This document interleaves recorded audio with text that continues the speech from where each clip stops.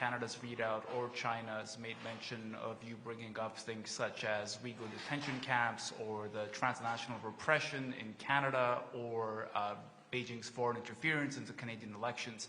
Did you bring these issues up? We had a discussion on foreign interference. We had a discussion on a range of other issues. Recognizing that setting it back on track, particularly on the economic side, was an important part of the discussion. Et ce qui est important, on commence en français, ce qui est important, d'avoir l'occasion d'avoir des discussions à le plus haut niveau. Il n'y a pas de discussion. On peut parler de tous les sujets que vous l'avez mentionnés, mais seulement avec les Canadiens, pas avec les Chinois. Il faut avoir un rapport, une ligne directe avec le président et le premier ministre de la Chine. Et maintenant, c'est établi pour la première fois dans presque 8 ans. Alors, ça c'est la première chose. Deuxièmement, en ce qui concerne les discussions, oui,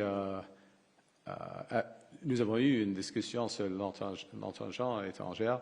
Mais la plupart des discussions sont sur des enjeux économiques. Mais en même temps, c'est une discussion d'établir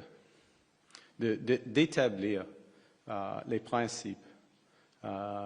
Ce sera, I will translate in a second. Ce sera le principe d'être pragmatique, ouverte, franche pour nous deux. Dans les discussions. Pas de surprise, en effet. And I think if I can finish to loop back. So the other element of the discussion, which is something you do in a relationship as opposed to a transaction, not suggesting your question was transactional in any respect, but I'd like to distinguish how some other discussions go, is to be clear about the expectations, that we will be pragmatic, that we will be open and frank with each other on issues, and there are issues of challenge, and where we can find common ground, we'll find common ground, and where we have differences, and there are big differences in our societies and in our governments, we'll respect those. Okay? So, how did he react when you mentioned foreign interference into Canadian Look, elections? we had we had a discussion that was. Our overall discussion was constructive. It was number one, constructive. Number two, marked a turning point in the relationship. I don't think they recognize the level of concerns we have about these issues, but we manage these issues in Canada. We have a structure to manage them. And look, I'm going to repeat what I said because it's very important. It doesn't do any good to talk to ourselves about these issues alone. It's important that we are engaged with the world's largest country by population, second largest economy by value, and increasingly influential, determinant, not just influential, determinant of the global system. So we need to be back in there, and now we are back in having those discussions. Next question. And I guess the last one, I'm sorry, I'm going to drone on for 1 sec. And the point of having the relationship is, if you have a relationship, you see people multiple times. It's not a one and done, and that's where we are. Thank you. Next question. Hi, Prime Minister. Hi. Sarah Ritchie with the Canadian Press. If you cast your mind back to April during the election campaign, I know it feels like a long time ago for me, you told Canadians that China was the biggest security threat to this country and to Canadians. Do you still believe that to be the case? I think we have to manage all our threats. There are a number of threats from a country mentioned, Russia.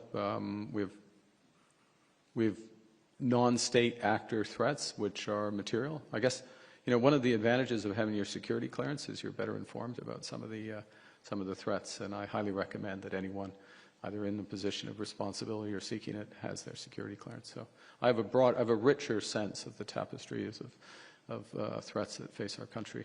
And I'll tell you one thing, if I may, and I'll hand back after this, which is what that does, it just hardens the resolve of the government to protect Canadians and to take a variety of measures that we are taking to protect Canadians. So it reinforced the need for the big increase commitments that we made. We didn't make commitments at NATO because all the other kids were making commitments at NATO. We made commitments to increase our defense spending because we have to protect our Arctic. We have to assert our sovereignty in the Arctic and protect Canadians there because of non-state actor threats as well. Also, threats in virtual and the cyber world, which are only growing. We have the ability to help protect us. We have questions about foreign interference and non-state actor interference in the virtual world in Canada, if I can put it that way. We take those threats seriously, and we're managing those. You were talking to us about your meeting with President Xi. You said that this would be good for Canadian workers and their families. And so for the people who are producing canola and pork and seafood in Canada, what did you get out of this? Well, thank you. Sorry, I'll let you finish, but yeah. So what we got is what was not going to happen prior to this meeting was there was going to be any movement on the trade restrictions in those areas or in other areas, or in even things such as I mentioned in my remarks, people-to-people exchange or tourism. Canada is not a destination for China. I mean, we're in a bucket of 3 or 4 countries alongside North Korea and I think South Sudan. Maybe I'm missing the 4th, unfortunately, but trust me, there's 4. So not having those areas, what this does, what the meeting accomplished, which was the objective of the meeting, was to establish that relationship at the highest level for the first time in 8 years, and to unlock few things. One is shorter-term, very important shorter-term issues.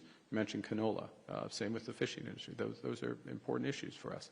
And the instruction of officials and ministers to work on both sides to find resolution for those is something that comes out of that meeting at that level in that system. Okay? Don't have the meeting, don't have the understanding of where the relationship is going to go, there would not be progress on those issues. Okay? People sometimes simplify it down and to give this for that. That's not the way it works. So to give Canadians a sense, and your question's absolutely the right one, so what does it mean? It means that we have a few things. One, for those hardworking farmers, fishers, a pathway to address the tariffs that China has on them, and we're going to be working hard to get those resolved and move forward. The first thing. The second thing, it opens up a much bigger set of opportunities for a broader range of Canadian businesses. Not in all areas, but in areas that are to our advantage. And that's part of what we will scope out over the course of the next few months in advance of my visit. But again, to come back to a relationship as opposed to a transaction, what you do with a relationship is then you make progress on certain things and then you move on to the next issues and you build on that. And that's what is now unlocked, which was not the case 24 hours ago. Next question. Steve Chase, Globe and Mail. Right. We're still trying to take the full measure of your policy towards China. So